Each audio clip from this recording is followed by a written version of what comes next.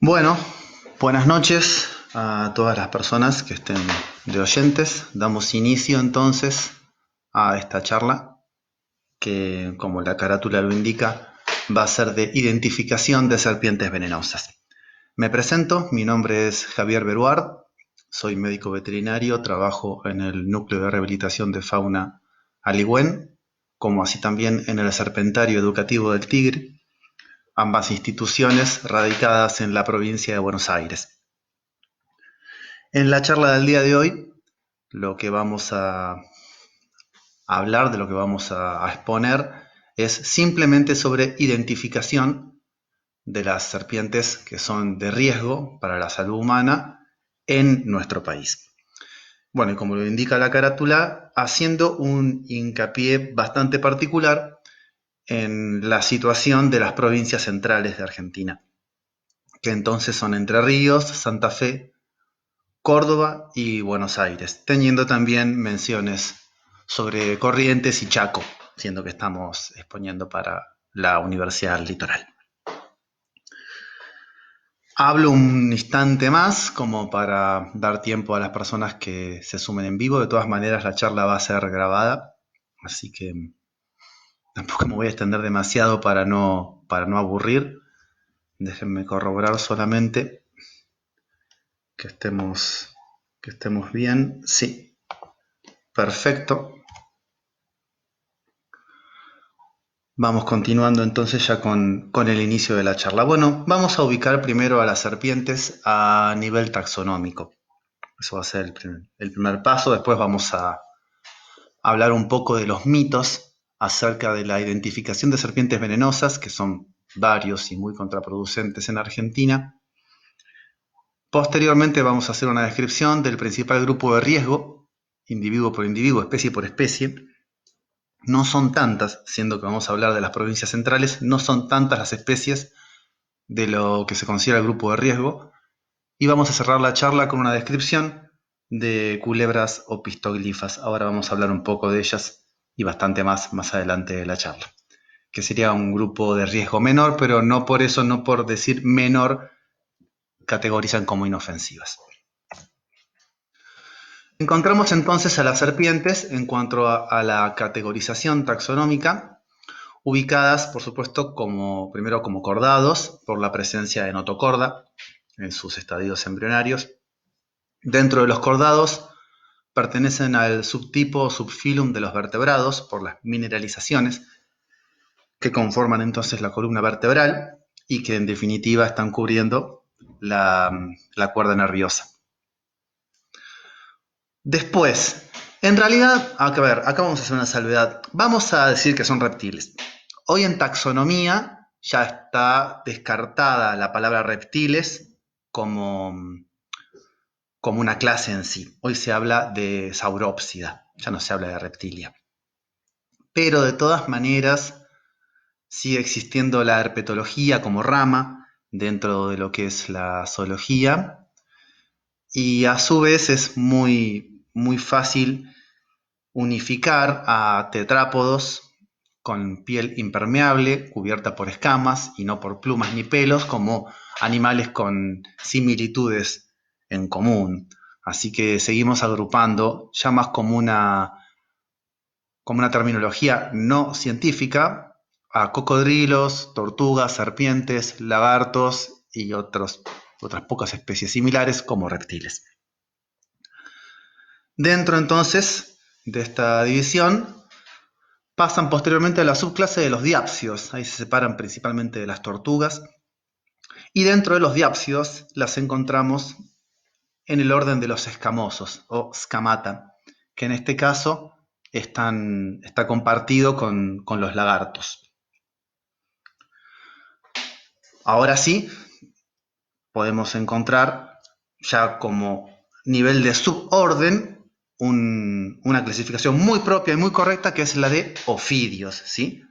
La palabra ofidios es la que define correctamente al grupo. Se habla de serpientes, es totalmente incorrecto hablar de víboras. Víbora es una expresión criolla, uno entiende cuando se pronuncia, pero en realidad es muy incorrecta pronunciarla.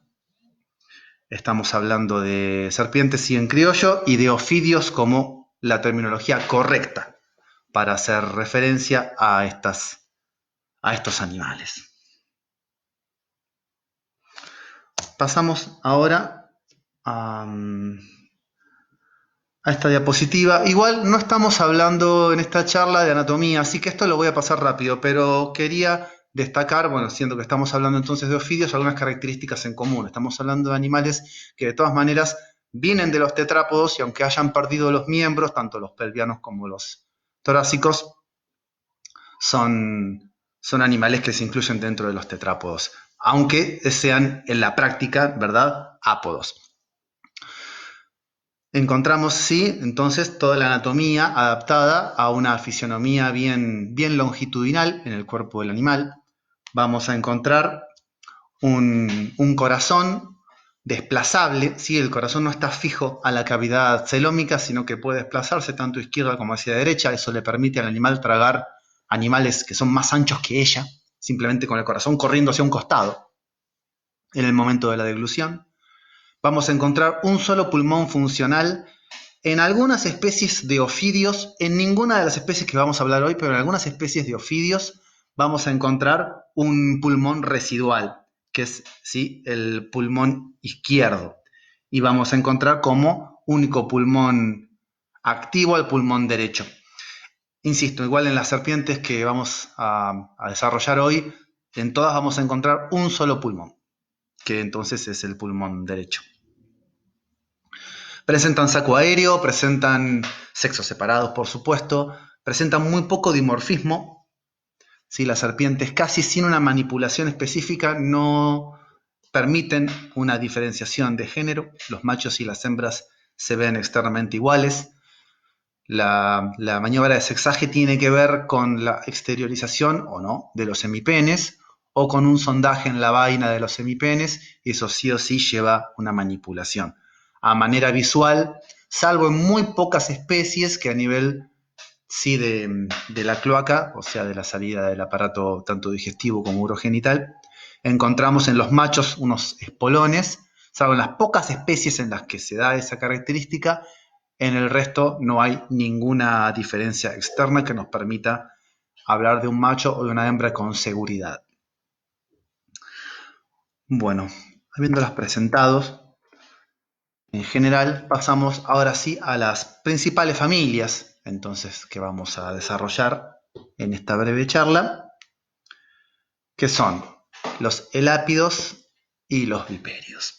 Los elápidos representados exclusivamente en Argentina por las serpientes de coral, y los viperidos que agrupan a las otras especies de alto riesgo, las cascabeles y las yarará.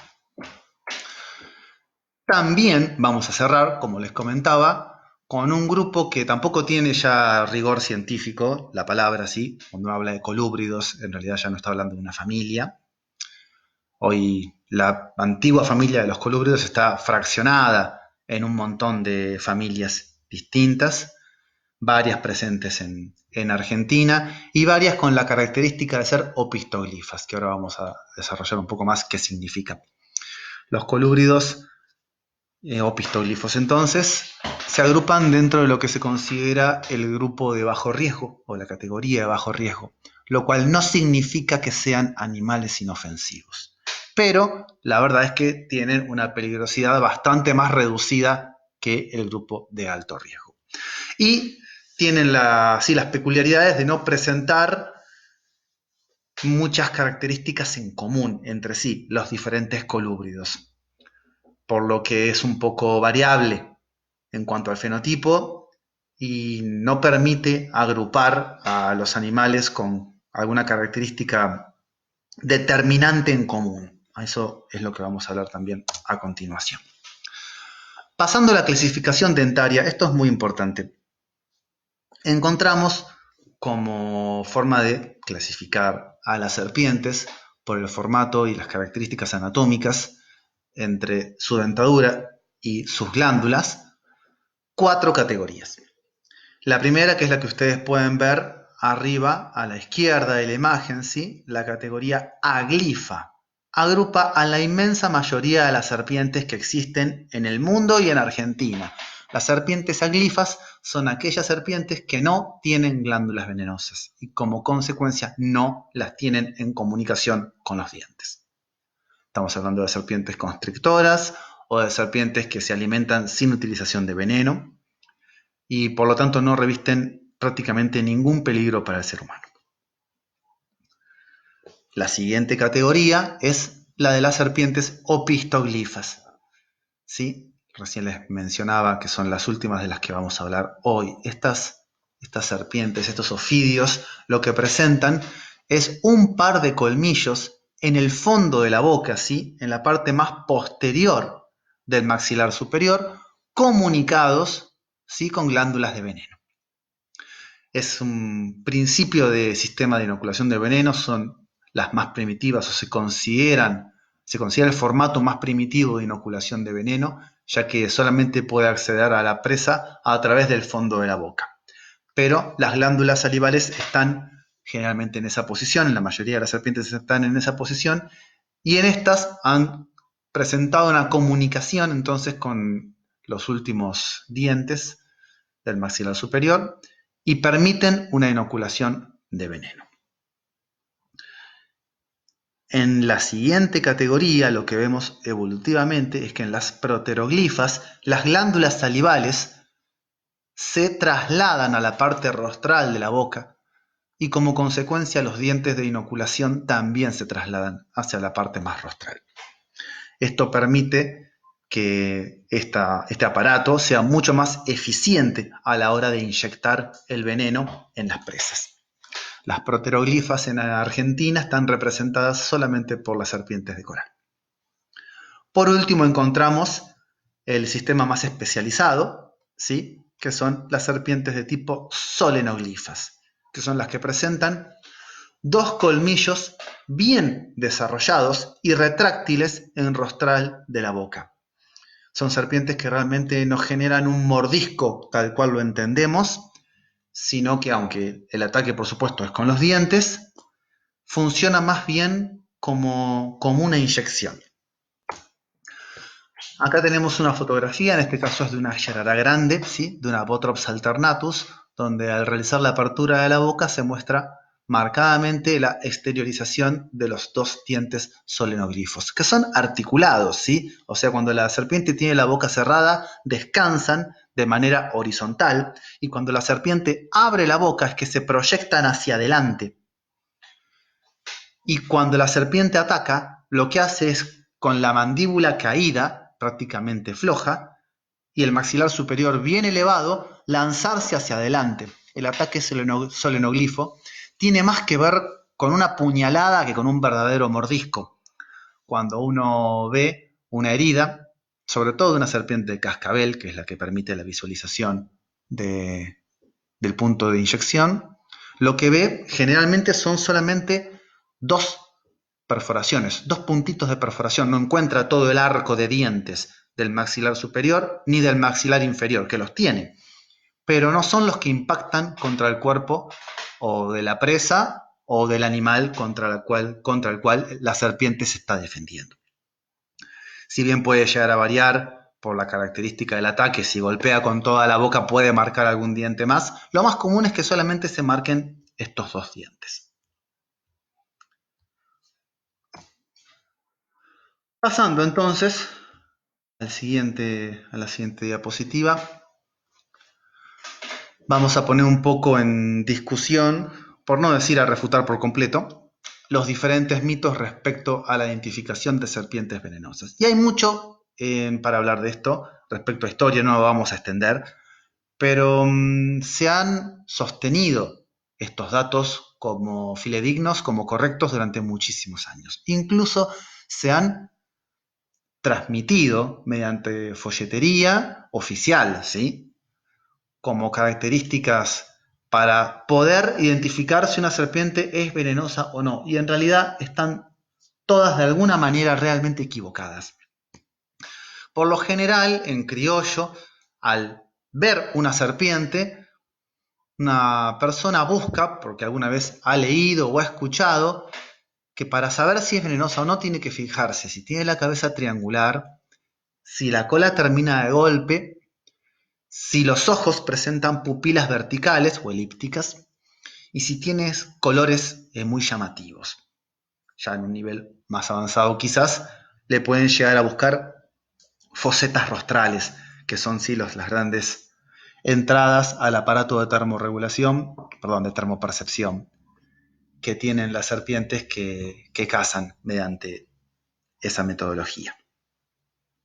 Pasemos ahora uno por uno. Esto trato de hacerlo rápido para que no se haga demasiado pesado. Pupilas verticales. Bueno, podemos encontrar acá, arriba a la izquierda, ¿sí?, la cabeza de una serpiente de cascabel, donde vemos claramente una pupila vertical, típica de venenosa. Todo el mundo de acuerdo. Mientras que a la derecha podemos ver una culebra arborícola con el ojo redondo, perfectamente redondo, que revela entonces que no tiene veneno. Genial. Pero pasemos a las imágenes de abajo. Encontramos acá una Thamnodinastes, ¿sí?, una culebra ojo de gato, que presenta los ojos con la pupila en forma elíptica o vertical. Y este animal no reviste peligro para el ser humano. Mientras que a la derecha lo que tenemos es la fotografía de una serpiente de coral, con el ojo perfectamente redondo, ¿sí?, la pupila totalmente circular. La cuestión es que en realidad las pupilas elípticas o verticales lo que revelan es si una serpiente es nocturna o no, pero no tienen que ver con la disponibilidad o no de inoculación de veneno. Son cosas independientes entre sí, como la cascabel y las yarará, que son serpientes muy comunes en los accidentes ofídicos, tienen las pupilas verticales. Se ha difundido que viéndole los ojos uno sabe si la serpiente es venenosa o no, y eso es falso. Viéndole los ojos uno sabe si la serpiente es nocturna o diurna. Si es venenosa o no es otro tema. Respecto a colores vivos, acá vamos a un punto bien focal. Estoy bastante podrido de que me digan que las serpientes con panza roja son venenosas, y eso es totalmente falso. Es el mayor mito sobre serpientes venenosas en Argentina, a tal punto de que ninguna serpiente de las que tiene panza roja en Argentina es venenosa. Ninguna. Todas las serpientes que vamos a ver hoy, todas tienen la panza de otro color que no es rojo. Pasando entonces sí a la coloración en su conjunto, vemos arriba y a la izquierda nuevamente a una especie que respeta este mito, que es una coral y que presenta todo el esparpajo de colores, ¿verdad?, bien llamativos, el negro, el rojo, el blanco, contrastando, es muy llamativa. Mientras que a la derecha encontramos una Erythrolampus, ¿sí?, una serpiente de agua, totalmente aglifa, inofensiva, entonces sí, con colores poco llamativos. Pero, pasando nuevamente a las imágenes de abajo, encontramos primero a nuestra izquierda una falsa coral, en este caso una falsa coral ñata. En Argentina hay muchísimas especies de falsas corales. La mayoría, incluso se ve muy bien en la foto, con los anillos incompletos, ¿sí? Eso es bastante característico. Los anillos en realidad en estas serpientes, las falsas corales, son una media luna que va de izquierda a derecha, pero la panza tiene otro color, mientras que en las corales verdaderas los anillos son completos. De todas maneras, cuando uno ve una serpiente colorinche, ¿sí?, serpenteando entre un pastizal que solamente le ve el lomo, no sabe si es una serpiente de coral o una serpiente inofensiva. Puede ser una serpiente netamente inofensiva. Puede estar frente a una falsa coral. La tan sola presencia de coloración llamativa no indica que una serpiente sea venenosa. De hecho, abajo y a la derecha encontramos entonces la cuarta imagen de una serpiente con tonos bastante opacos, poco llamativos como colores, y eso es una yarará, ¿sí? Eso es una yarará grande y es una de las serpientes con mayor incidencia en ataques ofídicos. Así que es otro punto a descartar, el de los colores vivos. Final abrupto de la cola. Este es un mito que tiene que ver justamente con la anatomía de la yarará chica, que es esta serpiente que ustedes están viendo arriba a la izquierda, ¿sí?, la Bothrops dipurus, que efectivamente, como lo pueden ver, tiene esa característica de que viene con un grosor del cuerpo y la cola termina de golpe. De todas maneras, podemos ver abajo, en este caso no es una especie nativa, ¿sí? Es una boa, perdón, una pitón, me expresé muy mal, una pitón real, donde también comparte la característica del final abrupto de la cola y por supuesto en las pitones estamos hablando de especies siempre aglifas.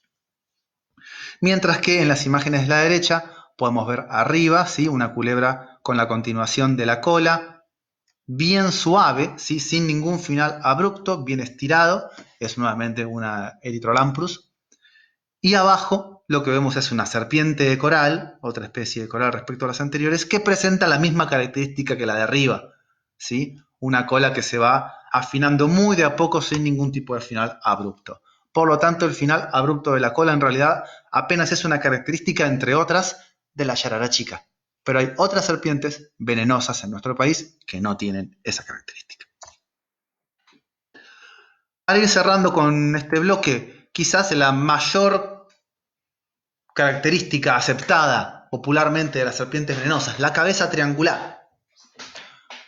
Es permanente que vos mostrás una foto de una serpiente y alguien te pregunta si tiene la cabeza triangular para saber si es venenosa o no. Bueno, pues también es un mito.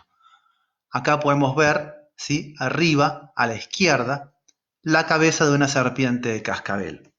En ellas, sí, la cabeza es perfectamente triangular, es una punta de flecha, muy evidente. Mientras que a la derecha podemos ver una típica cabeza de culebra glifa, en este caso es una Helicops, una culebra bastante común en toda la cuenca del Paraná, que más allá de que es bastante agresiva, no presenta veneno, es una culebra glifa y como consecuencia no reviste ningún peligro, un accidente con ella. Pero, nuevamente, yendo a las imágenes de abajo, encontramos primero a la izquierda una culebra, en este caso aglifa, que cuando se asusta aplasta la cabeza y la dispone de una forma triangular, ¿sí? Esto también es una Erythrolamprus, esto es una Poecilogyrus, una culebra verdinegra. Por cierto, el fenotipo de esta imagen es rarísimo, es muy poco habitual, pero es una especie, se trata de una especie con una variabilidad fenotípica asombrosa, que sí, cuando se asusta, aplasta la cabeza y la dispone con esa forma triangular, y no es la única culebra aglifa que lo hace. Mientras que a la derecha vemos entonces sí una serpiente de coral nuevamente con la cabeza perfectamente cónica, sin ningún tipo de diferencia entre el cuerpo y la cabeza, sin un cuello visible. Característica que también comparte con varias de las culebras opistoglifas. Como consecuencia, tampoco sirve en realidad la cabeza triangular para determinar si una serpiente es venenosa o no. Al igual que la pupila elíptica, tiene la característica de que es compartida como condición, la cabeza triangular, entre la cascabel y la yarará. Y con esa condición, entonces es que se generaliza que son características propias de serpientes venenosas. Si bien son características de estas serpientes, hay serpientes que no son venenosas y las tienen. Y hay serpientes que no tienen ni la cabeza triangular ni la cabeza elíptica y sí tienen capacidad de inoculación de veneno. Así que en realidad la mejor manera para poder identificar serpientes venenosas, sobre todo en Argentina, a nivel mundial se complica bastante, pero si empezamos a hacerlo a nivel local, es aprenderse las características determinadas de cada especie. Que no es tan difícil, ¿sí? No es tan complicado. Vamos con eso. Iniciamos entonces primero una división en 4 grupos. Esto no tiene un rigor científico, esto es una comodidad para nosotros, para la identificación de ejemplares peligrosos. Vamos a dividir a las serpientes con capacidad de inoculación de veneno en el grupo, entre comillas, cascabel, representado por una sola especie, el grupo Botrops, ¿sí? Que son las yarará, el grupo corales, y por último, el más variable de todos, el grupo colúbridos, que por fortuna es el que reviste menos peligro, más allá de que, insisto, no son inofensivas. En estos 4 grupos sí podemos encontrar características agrupantes para describir a los diferentes individuos y posteriormente características muy propias especie por especie. Además de estos grupos, como ya lo estoy mencionando de una forma quizás un poco molesta, en la cantidad de veces que lo repito, tenemos divididos a estos mismos grupos, o reagrupados en categorías de alto riesgo y de bajo riesgo, donde las de alto riesgo son cascabel, bótropos y corales, y las de bajo riesgo lo constituyen los colúbridos o pistoglifos. Van a encontrar que la mayoría de las publicaciones dedicadas a serpientes venenosas se concentran solamente en los grupos de alto riesgo. Sin embargo, en la actualidad, cada vez se le está dando más atención a lo que se considera el grupo de bajo riesgo. Más allá de que estemos de acuerdo en que la categorización es correcta, que no es lo mismo.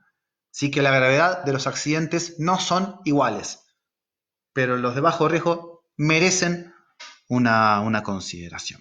Eso lo vamos a ver entonces al final. Ahora sí, pasemos a la descripción entonces de los grupos uno por uno.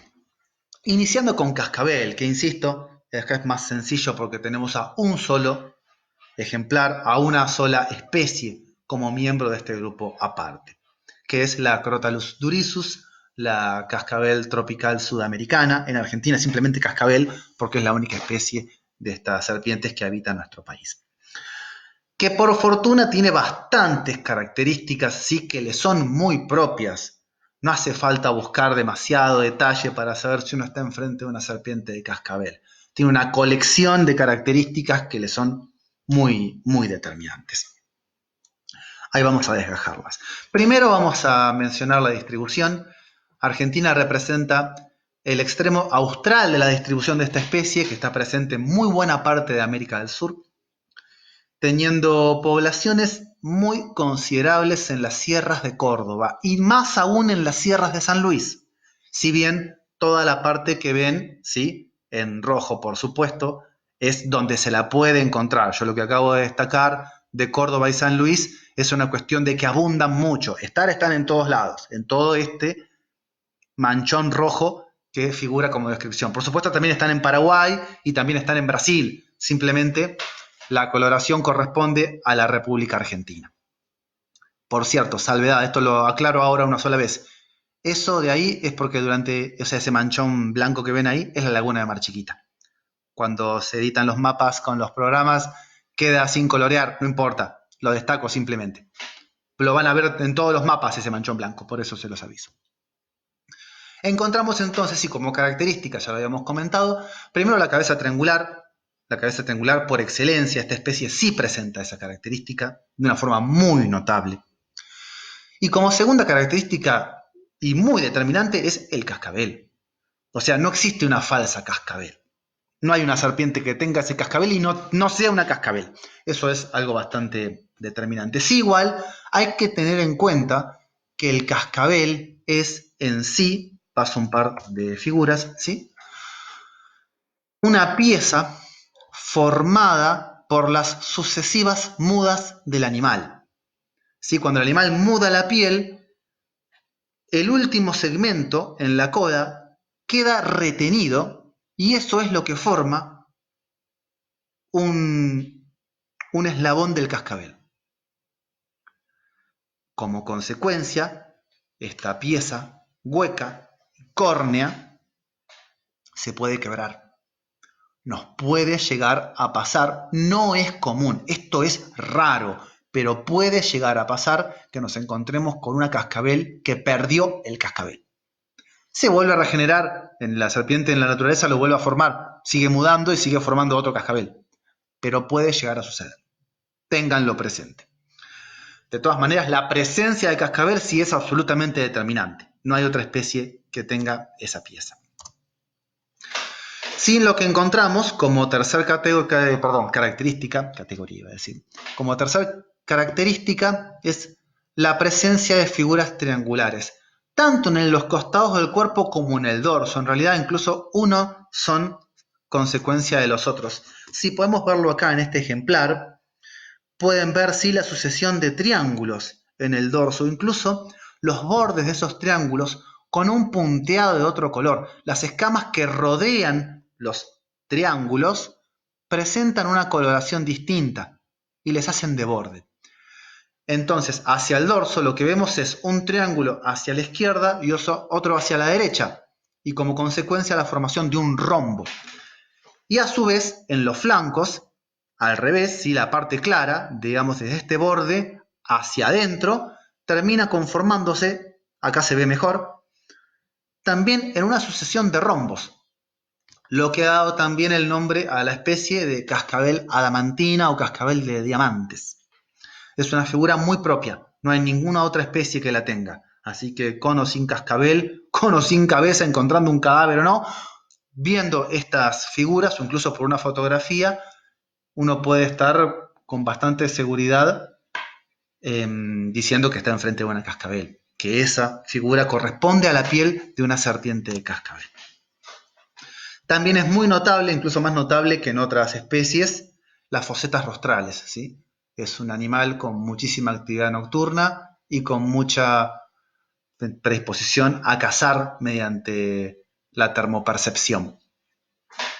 Es por eso que tiene las fosetas más desarrolladas y que puede percibir con mucha facilidad el calor de las presas o de potenciales peligros. Y por supuesto se trata de una especie de dentadura solenoglifa. Bueno, pasando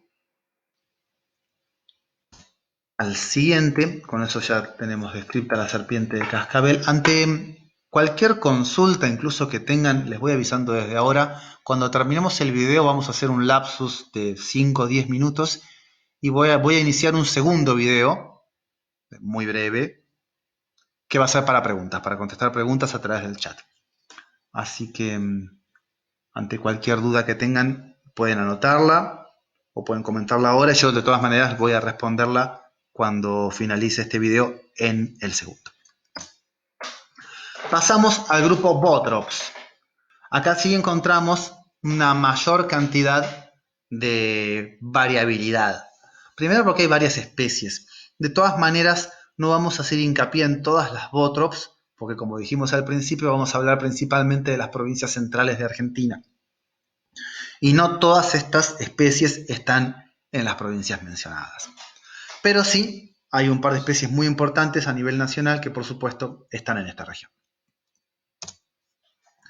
Primero vamos a hablar de la protagonista estrella de toda charla de ofidismo que se haga en Argentina, que es la Botrops dipurus, la yararachica. Este animalito que están viendo en la imagen, por sí solo, sí, exclusivamente, se lleva alrededor del 90% de los accidentes ofídicos en Argentina año tras año, relegando a todas las demás especies que tenemos en el país a repartirse entre sí el 10% restante. Este es el animal más problemático desde el punto de vista del ofidismo. Donde de todas maneras yo digo así, pero el problema siempre es el ser humano. Casi siempre los accidentes son por negligencia humana, no porque el animal tenga ganas de atacarnos. Pero hay que aceptarlo y hay que decirlo, es una especie muy agresiva. Ataca con demasiada facilidad.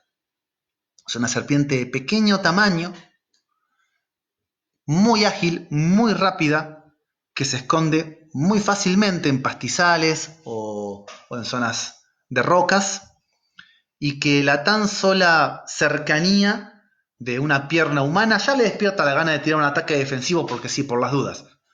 Y como consecuencia termina casi siempre con una persona hospitalizada. Encima tiene colores muy, muy poco llamativos, o sea, esos colores tierra, que entre una hojarasca de otoño o un pastizal más o menos largo se camuflan muy bien. La encontramos con una distribución bastante más amplia, ¿sí?, que la cascabel, si bien tiene regiones de abundancia. En lo que referimos a provincias centrales, está mucho más presente en las sierras de Córdoba y en el Chaco santafesino que en otros lugares. Más allá de que se encuentra en Mesopotamia, es una especie que uno puede encontrar en Corrientes, en Misiones, también en Chaco, pero tiene mucha más presencia en Córdoba y Santa Fe. En las sierras de Córdoba es donde más presencia tiene. E incluso podrán ver se acerca bastante a la cordillera, prácticamente hasta se le puede encontrar en los faldeos cordilleranos. Como les comentaba, es una serpiente de pequeño tamaño, ¿sí? En el primer punto, 90 centímetros de longitud como máximo. Me ha tocado ver algunos ejemplares más grandes, pero no por mucho. En general, los adultos miden entre 80 y 90 centímetros, incluso pueden llegar a verse algunos ejemplares de menor tamaño que 80 centímetros. Eso no significa que no tengan veneno, el tamaño no tiene mucho que ver con la capacidad de inoculación de veneno. Sí, como una característica bastante importante, es el dibujo lateral que presentan, que es muy propio del grupo Botrops. Todas tienen una figura lateral. La única excepción es la yararañata, que la vamos a describir igual en esta charla, pero todas las demás Botrops presentan un dibujo seriado, tanto a izquierda como a derecha, que se repite a lo largo de todo el cuerpo del animal, desde caudal a la cabeza hasta justo antes de la cola. En el caso de la yarara chica, de la Botrops dipurus, es una forma, si se quiere, con un poco de voluntad, de yunque. ¿Sí? Es una figura tipo trapezoidal. Ahora la vamos a ver en un par de fotos. Que separa, digamos, tres figuras más entonces, que serían las que le hacen de contorno, que forman en sí un triángulo bastante separado entonces por esta figura que sería el yunque. Se la llama también yarará del yunque o yarará de cola blanca por la característica de mostrar justamente la cola con esa condición, con esa coloración. El vientre en sí es blanco. Esto va para la yarará chica, va también para la yarará grande. Y nuevamente nos encontramos ante una serpiente con dentadura solenoglifa. Acá pueden ver en un ejemplar, esto es un serpentario, ¿sí? La figura que les comentaba, bien seriada, del cuerpo de estos animales. ¿Sí? Se va repitiendo a lo largo de todo el cuerpo, tanto a izquierda como a derecha. Tres formas oscuras, ¿sí? Que entre sí forman un triángulo, separadas por una figura más o menos estrellada, con cierta forma de yunque, que puede o no presentar a su vez una figura circular en el medio. Hay varios ejemplares que no lo presentan, ¿eh? Y hay otros que sí. Eso varía un poco. Y sí, una característica bastante propia del grupo yarará, cascabel también la tiene, son las escamas carenadas. Si las escamas presentan un relieve, esto las diferencia muchísimo de culebras o de serpientes, es un conjunto de otras familias, solamente la presentan los vipéridos en Argentina, que son las escamas con esa cresta. Si uno toca la superficie, siente realmente un relieve muy marcado, muy evidente.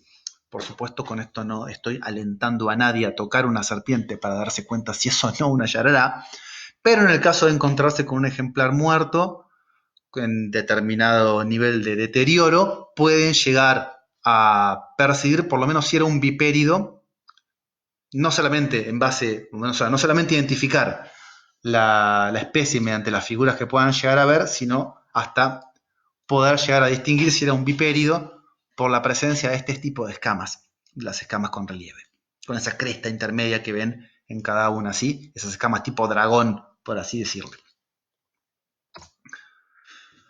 Como comentario, voy a mencionar la discusión con Botrops newidi y pubescens, que verán son especies muy similares a la Botrops dipurus. De hecho, con la Botrops newidi hay discusión si se la acepta o no como especie plena. La Botrops newidi habitaría Misiones y Corrientes, pero hay autores que sostienen que en realidad es una variación fenotípica de la Botrops dipurus y que no tiene validez como especie plena. De todas maneras, como pueden ver, es muy parecida, ¿sí? Es muy similar, se ven los mismos dibujos laterales, ¿sí? Se ve el mismo triángulo dividido por un yunque, entre comillas, seriado, repetido, tanto a izquierda como a derecha del cuerpo. Y el accidente botrópico es el mismo, O sea, las características del accidente, del veneno de una yarará, así sea de una Newidii o de una Pubescens o de una Dipurus, es toda la misma. Así que en definitiva no nos es demasiado relevante, se puede identificar igual. Y la Botrops pubescens, que verán también es bastante parecida, es muy similar. Hay algunas diferencias en base a los dibujos, pero presenta nuevamente la cabeza triangular, presenta así esta figura oscura justo detrás de los ojos y presenta un dibujo seriado en lateral. Es una serpiente muy propia de Uruguay. No tiene mucha presencia en Argentina, pero se han hecho algunos registros en la costa del río Uruguay, en la provincia de Entre Ríos, por lo que hay que considerarla como posible en el territorio nacional de Argentina, más allá de que son hallazgos muy puntuales, ¿sí? No estamos hablando de una especie fácil de encontrar en Argentina. Sí es una especie muy típica en Uruguay. Pasando a la siguiente especie. Encontramos acá, quizás en las provincias que componen las centrales de Argentina, a la especie más presente, ¿no? A la más abundante, que es la yarará grande. Esta serpiente, que es la también llamada víbora de la cruz o crucera, por una figura muy clásica de cruz que presenta justo en el dorso de la cabeza, ¿sí? Presenta dos líneas cruzadas, una del hocico hacia la nuca y la otra entre los ojos, que forma una cruz en la cabeza si uno la ve desde arriba, lo cual hace que entonces haya recibido esos nombres. Es una serpiente, sí, mucho más gruesa que las anteriores, que las otras yarará. En eso se parece más a la cascabel. La cascabel y la Bothrops alternatus son especies que tienen una fisionomía más bien gorda, por así llamarlo, para diferenciarlas de Bothrops pubescens o de Bothrops dipurus o incluso de la Bothrops amoditoides, que es la yarará ñata, que son justamente con una forma mucho más delgada, mucho más de serpentina, mucho más ágil. Estas serpientes son más gruesas, son de más cuerpo, son de más masa.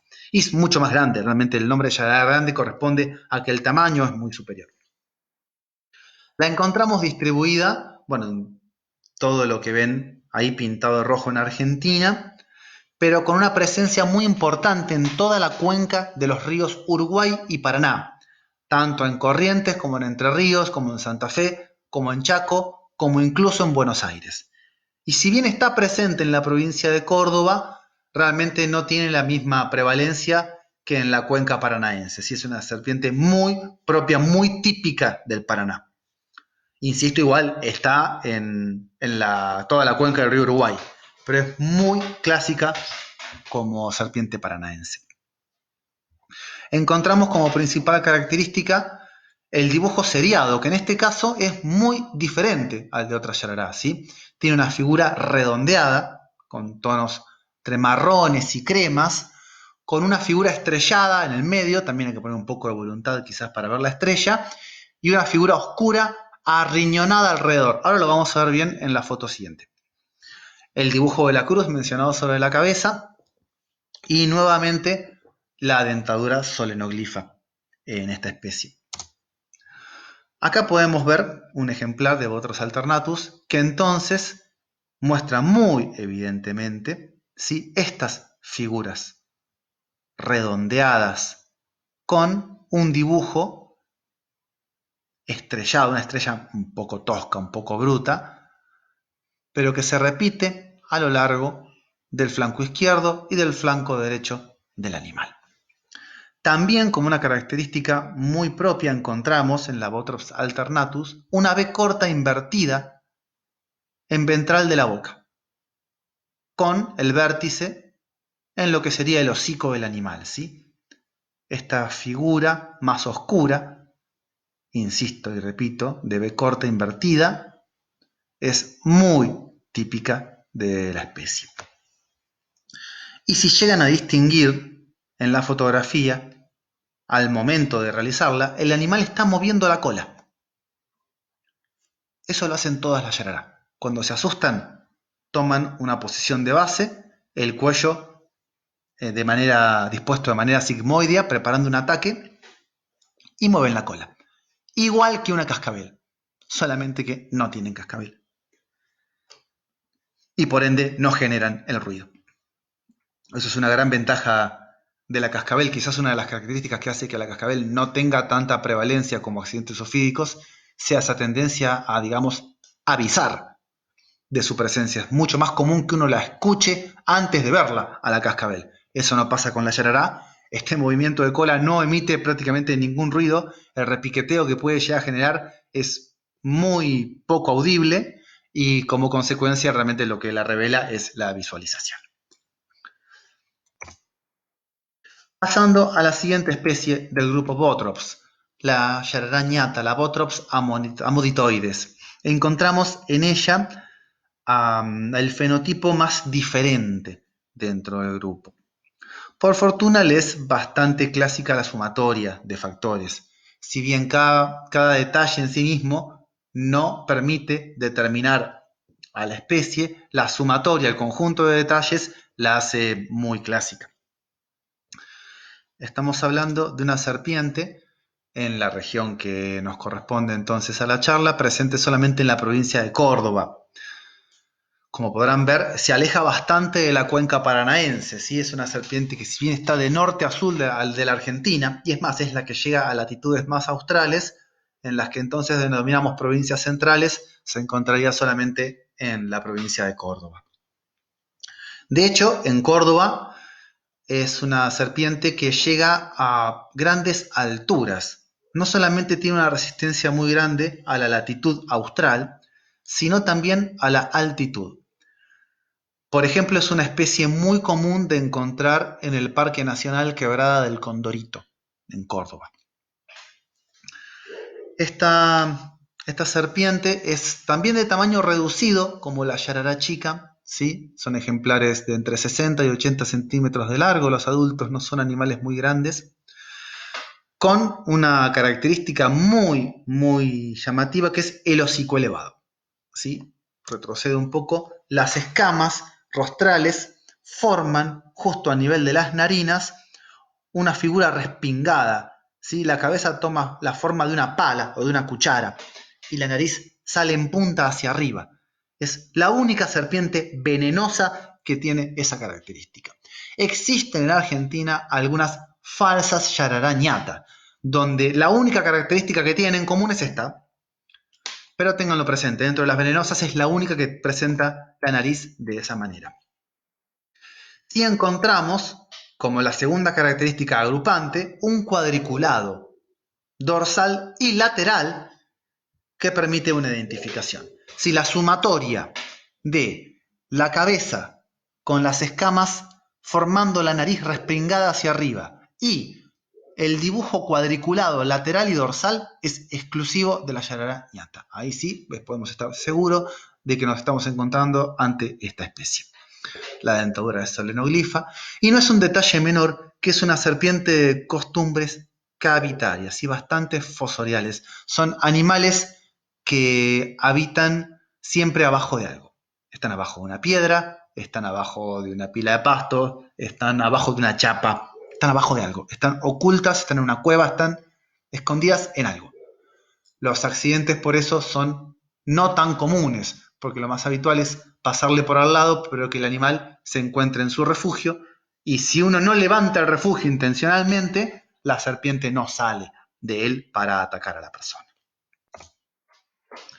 Ahí podemos ver, sí, una fotografía que muestra bastante bien tanto la forma de la cabeza, si bien se aprecia mucho más desde una visión lateral, la característica de la nariz respingada, como así también en esta imagen lo que permite la visualización es el cuadrilátero, ¿sí? Todo el cuadriculado es la palabra correcta, perdón. El cuadriculado que presenta el fenotipo de esta especie, insisto, tanto en el dorso como en ambos flancos. Redondeando, finalmente, de lo que es el grupo de bipéridos, quería mostrarles este gráfico como para buscar figuras típicas y rápidas en la identificación de las especies más peligrosas en lo que son las provincias centrales de Argentina. Podemos encontrar en las cascabeles entonces la formación de los rombos, ¿sí? De los diamantes, con el punteado periférico a cada rombo dorsal. Que ocurre lo mismo en este caso, en la figura de la cascabel, la serpiente estaría así dispuesta de arriba hacia abajo. La cabeza estaría hacia arriba y la cola estaría hacia abajo o al revés, como quieran. Mientras que en las otras figuras la cabeza estaría a la izquierda y la cola a la derecha o al revés. Sería esa la diferencia como para que se den cuenta cómo quiere estar representado cada dibujo. La cascabel entonces a la que le estaríamos viendo la espalda está presentando los rombos dorsales. Si vemos el lateral, veríamos que lo que estamos viendo como figuras triangulares a los costados forman rombos con la panza también. Pasando a las otras serpientes, que entonces les estaríamos viendo un costado, así sea el izquierdo o el derecho, lo que encontramos es en la yarará grande esta figura redondeada que podríamos ya comparar con un riñón o con un teléfono de tubo. Eso para los que recuerden la época en la que los teléfonos tenían un tubo, con una figura así estrellada en el medio, que en la realidad no siempre se ve tan estrellada como en la figura del gráfico. En el caso de la yarará chica, lo que vamos a ver es una figura triangular conformada por tres partes, una alta más desarrollada y después una más craneal y otra más caudal, separadas entre sí por una figura que, repito, con un poco de voluntad le podemos encontrar la forma de un yunque, que puede tener o no, a su vez, otra figura circular en el medio. Y por último, en la yarará ñata, vemos en los flancos un cuadriculado bastante complejo con cuadraditos, algunos oscuros y otros claros, dispuestos de manera desordenada, siendo esta la única característica presente desde la cabeza hasta la cola del animal. Por último, cerrando el grupo Botrops, apenas hago una mención, porque si me pongo a describir especie por especie en misiones, tengo que hacer una charla del doble de duración que esta, así que solamente voy a mencionar la existencia de las Botrops misioneras, ¿sí? Nos encontramos que la provincia de Misiones tiene la característica de que presenta una biodiversidad gigantesca y a eso no escapan las serpientes. La provincia de Misiones tiene otras serpientes, todas en este caso que estamos viendo del género Botrops, después también vamos a ver algunas corales, que le son exclusivas en el territorio argentino. Serpientes más propias de Brasil o de Paraguay que están en Misiones, pero por ejemplo ya no están ni en Corrientes ni en Formosa. Así que como consecuencia, para hablar de serpientes misioneras necesitaríamos quizás una charla más larga o una segunda charla. De todas maneras, quería mostrar la imagen, que la tuvieran, que vieran cómo también se repite, ¿sí?, el dibujo seriado a ambos costados del animal, que cada especie tiene alguna característica propia, ¿sí?, en lo que es el dibujito lateral, pero que este se va dando tanto a izquierda como a derecha a lo largo de toda la serpiente en cualquier ejemplar del género Botrops. La única, repito una vez más, que conforma una excepción a la regla es la yarará ñata, que tiene el cuadriculado. Pasando de grupo, pasando a las corales, estamos hablando del género Micrurus. Encontramos en Argentina en total 5 especies de serpientes de coral, si bien hay una que se discute bastante sobre su presencia, que es la Micrurus frontalis, que por ende no la incluyo en las imágenes, pero sepan dos cosas. La Micrurus frontalis, primero, se parece muchísimo a la Balicorifus, y segundo, apenas tiene algunos registros en la provincia de Corrientes. Visualmente es muy parecida, se parecen un montón y hasta es muy difícil diferenciarlas por fotos. Además de lo que acabo de mencionar, entonces encontramos también la Micrurus pyrrhocryptus, que es la más distribuida, la coral más distribuida por Argentina, y la Micrurus altirostris, que es una serpiente presente tanto en el impenetrable chaqueño como en el centro de Entre Ríos. No es una serpiente que se acerque mucho a los ambientes húmedos. La Balicorifus sí es una serpiente más propia de la cuenca del Paraná, mientras que la Pyrrhocryptus es una serpiente factible de encontrarse tanto en el área chaqueña como en las sierras de Córdoba, ¿sí? Esta especie es bastante habitual en las sierras de Córdoba. La Corallinus, al igual que las otras que vimos recién, es una especie exclusiva de la provincia de Misiones. Corales, entonces, verán que la distribución es muy amplia. Eso corresponde a la gran distribución de la Micrurus pyrrhocryptus, que es la que tiene mayor amplitud. Más allá de que es una especie que no está presente justo en la Mesopotamia, en el interior de Corrientes y Entre Ríos, pero en el interior de estas provincias sí tenemos la Micrurus altirostris. Para cuestiones de accidentes es lo mismo. Nuevamente tenemos que las características del veneno son las mismas en todas las corales. Por lo tanto, la definición de especie no tiene tanta importancia entre unas y otras. En realidad es importante saber diferenciar si estamos frente a una coral verdadera o frente a una coral falsa, porque las corales verdaderas tienen todas la misma peligrosidad. Vamos a encontrar, sí, entonces, como una característica muy importante en Argentina y que es determinante en Argentina, y es la presencia de 3 anillos negros entre 2 anillos rojos. O, en su defecto, la única serpiente exclusiva de Misiones, la Corallinus, un anillo negro entre 2 anillos rojos. Como consecuencia, en Argentina, cuando una serpiente de coral presenta el número de anillos negros impar entre 2 anillos rojos, es una coral verdadera. Esa es una norma de la cual podemos estar seguros en Argentina. No aplica a otros países de la América tropical. Pero en nuestro país y en nuestra región, en Argentina, en Bolivia, en Paraguay, sí aplica de esa manera. Los anillos son completos, ¿sí? No presentan panza de otro color. Cuando una serpiente presenta una panza diferente al color del dorso, no es una coral. La cabeza es perfectamente cónica, absolutamente cónica. Y una característica interesante, que las hace bastante gratas, es que son muy dóciles, ¿sí? Son animales naturalmente poco agresivos. Es raro el accidente con una serpiente de coral.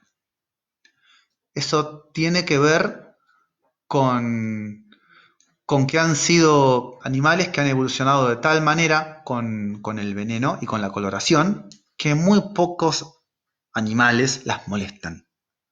El formato de una coral es muy conocido y eso también es lo que ha llevado en el reino animal, digamos, eso también es lo que ha llevado a la formación de convergencia evolutiva en tantas culebras aglifas que terminan adoptando una coloración por lo menos similar de alguna manera y con eso evitar el ataque de ciertos depredadores.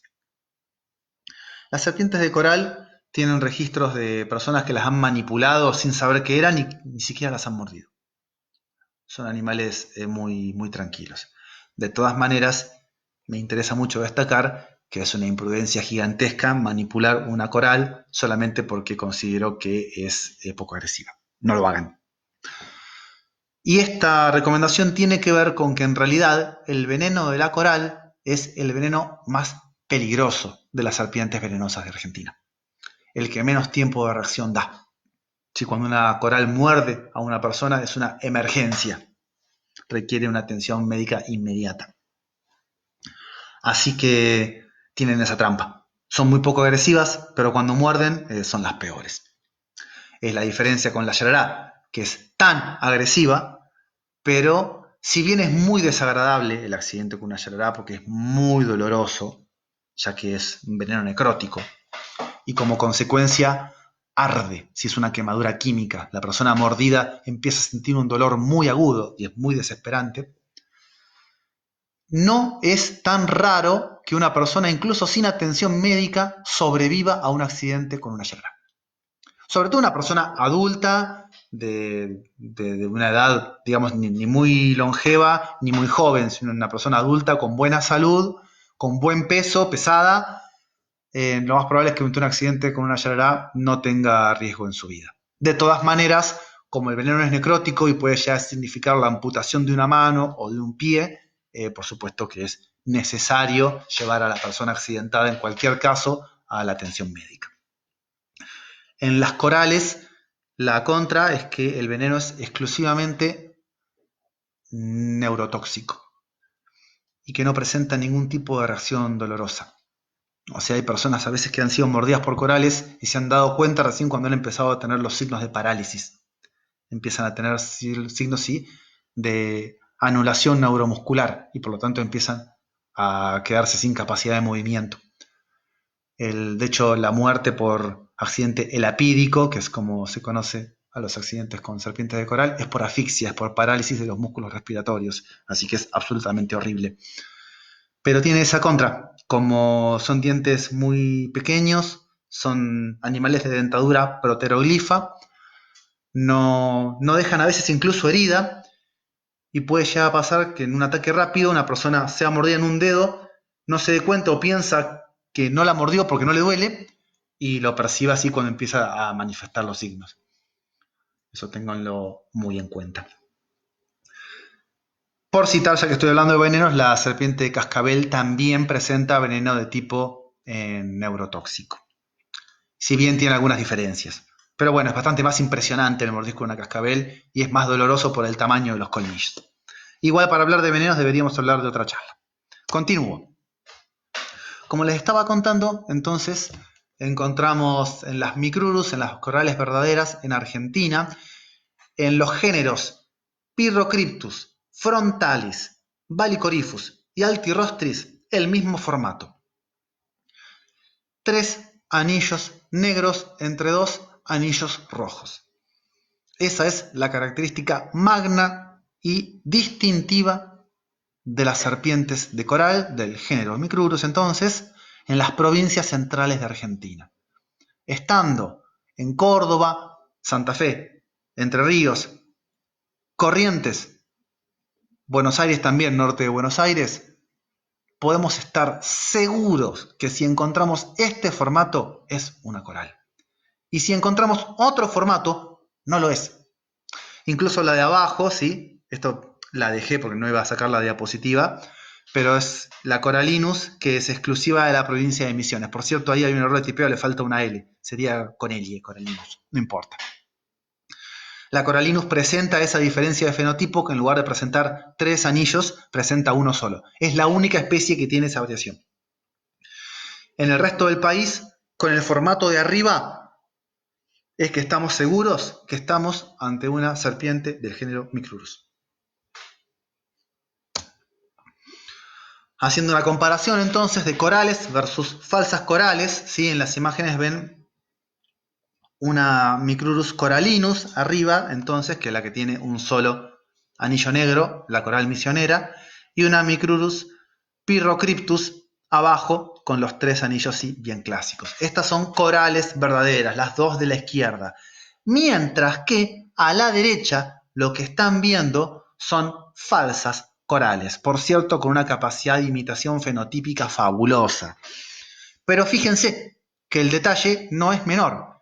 Entre 2 anillos negros vamos a ver, perdón, lo dije mal, entre 2 anillos rojos vamos a ver 2 anillos negros. ¿Sí? Encontramos que entre 2 anillos rojos el número de anillos negros es par. Eso es una falsa coral, aunque los anillos sean completos. La de arriba, por cierto, es una Lampropeltis, ¿sí? Una Lampropeltis getula, eso es una serpiente exótica. Pero la de abajo es una Genodon pulcher, eso es una falsa coral nativa, no tan extraña, en ambientes áridos, en Córdoba también.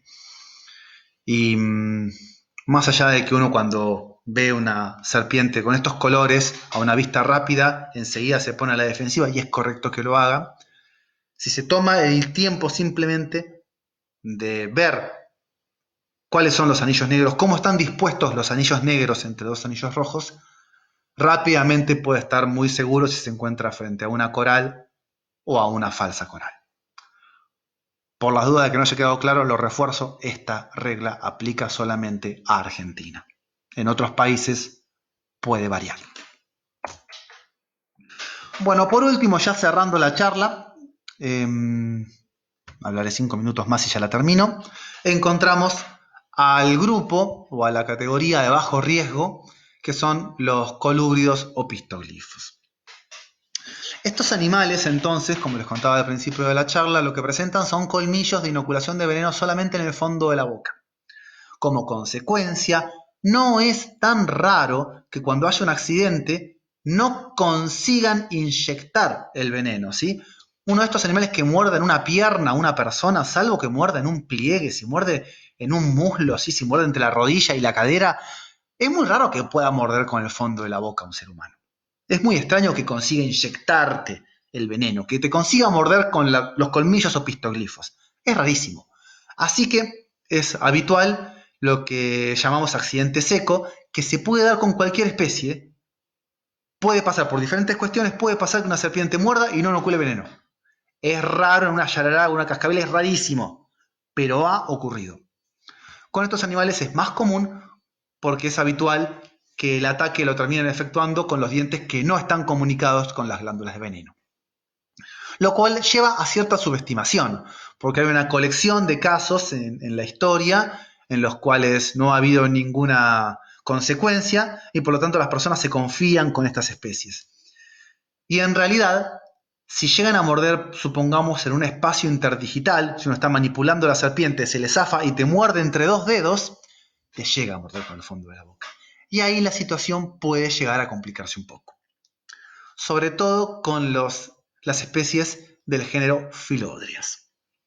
Que ahí a la izquierda pueden ver la imagen de una Philodrias varonis, ¿sí? Una culebra verde ñata arborícola, y abajo una Philodrias patagoniensis. Estas dos especies bastante habituales en Santa Fe, Corrientes y Entre Ríos. Sobre todo la patagoniensis, también en Buenos Aires. Sobre todo la patagoniensis, es una culebra muy presente, conocida también como ratonera o yuyera.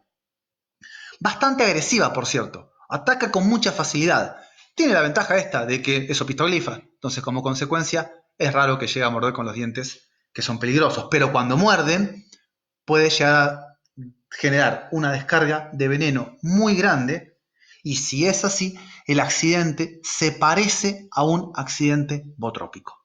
Se parece a un accidente con serpiente yarará. Por lo general, de menor violencia, digamos, de menor signología, sería la expresión correcta para la persona accidentada, pero se genera un edema en la zona mordida, se genera un problema de coagulación, ¿sí? Se forman bullas de sangre que si uno las rompe sangran y no paran de sangrar, así que no hay que romperlas, y genera mucho dolor. Es una mordedura muy dolorosa, no es un dolor simple, no es el de una aguja, realmente es el de una quemadura química. Insisto, esto depende de la cantidad de volumen inyectado, que en la yarará suele ser bastante grande y en estas especies suele ser menor. Pero cuando es grande el volumen, cuando por alguna razón terminan mordiendo, sobre todo si la serpiente está asustada, si estamos manipulando a la serpiente y la serpiente en su cabeza está peleando por su vida, donde consigue mordernos nos descarga todo el veneno que tiene. Por eso también es muy diferente la gravedad de un accidente en el cual uno va caminando, pasa por al lado y la serpiente se asusta y muerde una pierna, a que si uno la pisa y la serpiente muerde la pierna que la está pisando y se queda mordiéndola. Esos son accidentes con gravedad diferente, porque el volumen de veneno inyectado es distinto. Encontramos entonces, sí, la distribución de los colúbridos o pistoglifos como muy amplia. Ahí lo que muestro en el mapa es la distribución de todos los colúbridos o pistoglifos en Argentina, que están ausentes solamente en las altas cordilleras, en la alta cordillera de los Andes, en las altas cumbres o la parte más alta de la cordillera de los Andes, y en la Patagonia. Es una cuestión climática la que limita a estas especies, porque son muchas especies, entonces como consecuencia terminan habitando un territorio muy amplio.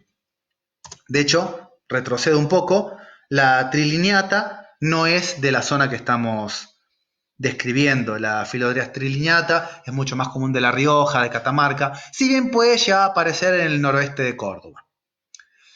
Y sí, la varoni y la patagoniensis son muy típicas de la cuenca del Paraná. El fenotipo entonces es muy variable, habría que ver cada serpiente que vemos, si es o no. Yo les voy a destacar ahora, les voy a tirar los nombres de las más comunes en las provincias entonces centrales, para que posteriormente las puedan buscar si lo desean, no son tantas. Destaquemos sí que las filodrias son muy veloces, sí atacan muy rápido, sobre todo la Baroni. Es una serpiente rapidísima.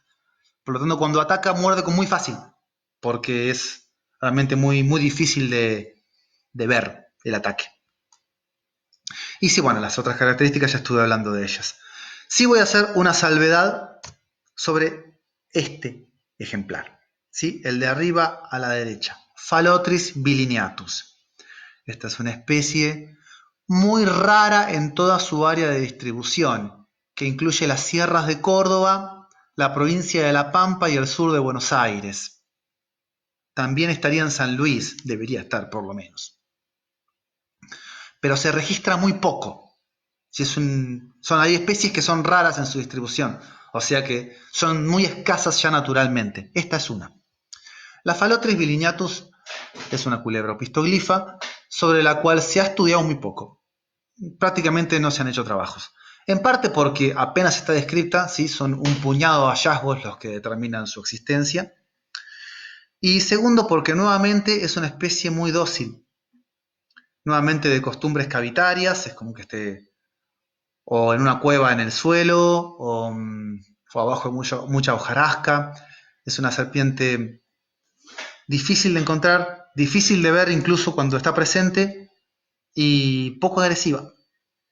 Y como tiene aparte tan reducido tamaño y es opistoglifa, es muy extraño que consiga morder con los dientes de inoculación de veneno. Al hecho de que es un animal poco agresivo, se genera esa cuestión anatómica. Como consecuencia, está totalmente subestimada.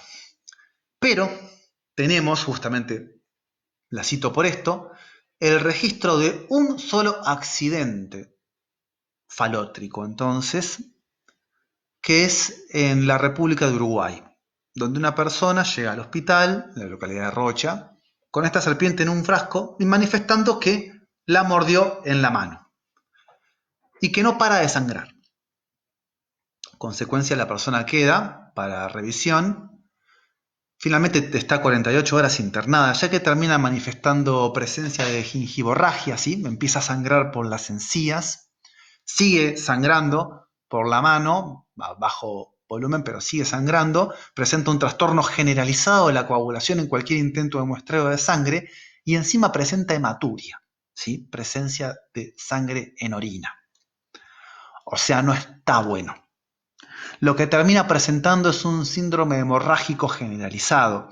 La persona, por supuesto, no tenían ni existe suero antiofídico contra Phalotris, así que fue sometido a un tratamiento sintomático de la cual salió bien. La persona al final se le da de alta. Pero quedó registrado como algo muy interesante, porque es una serpiente que no registra, por ejemplo, en Argentina no registra un solo accidente en toda la historia.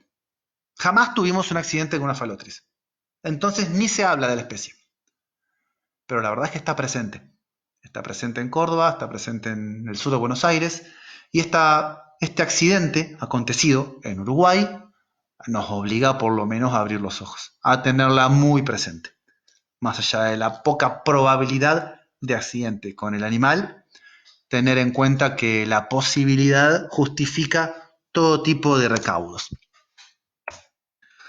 Bueno, por último, quería destacar entonces las filodrias más importantes para mencionar en las provincias de Córdoba, Santa Fe, Corrientes y Entre Ríos, Chaco, son Philodrias baroni, Philodrias patagoniensis, Philodrias olfersi y Philodrias aestiva. Estas dos últimas bastante similares entre sí. Son dos culebras de color verde manzana, bien largas, bien delgadas, muy rápidas, arborícolas, igual que la baroni. La baroni sí se diferencia por la anatomía de la cabeza, ¿sí? Mucho más alargada y con la nariz respringada. Esta es muy típica, no te confundís nunca, la cabeza de una Philodrias baroni, es determinante. A lo sumo hay otras Philodrias, pero de más al norte, que se le parecen, y bueno, también son culebras opistoglifas, así que en lo que es a la precaución de accidentes ofídicos, vale lo mismo. Acá sí cito otras Philodrias muy comunes, de muy amplia distribución en la Argentina, en las zonas áridas de Argentina, pero que bueno, no están presentes en la zona litoral. Sí, esas tres especies son comunes en Mendoza, en San Luis, en La Pampa, en Río Negro. Y por último, no quería dejar de recordar una vez más a la Phalotris bilineatus, que es llamada falsa coral de collar. No sé por qué, vuelvo a la imagen. No sé a quién se le ocurrió ponerle ese nombre a esta especie. No sé quién fue el daltónico que pensó que esto podía confundirse con una coral, pero bueno, sépanlo, también se la conoce como falsa coral de collar, haciendo referencia al collar por esa línea blanca que tiene justo por detrás de la cabeza. Bueno, muchas gracias por la paciencia, por haberme escuchado.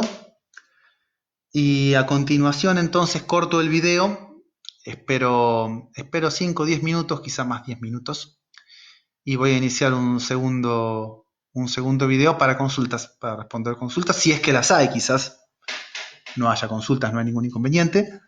Así que bueno, paso a saludar por ahora. Me reconecto en un rato y continuamos charlando un rato más. Ahí corto.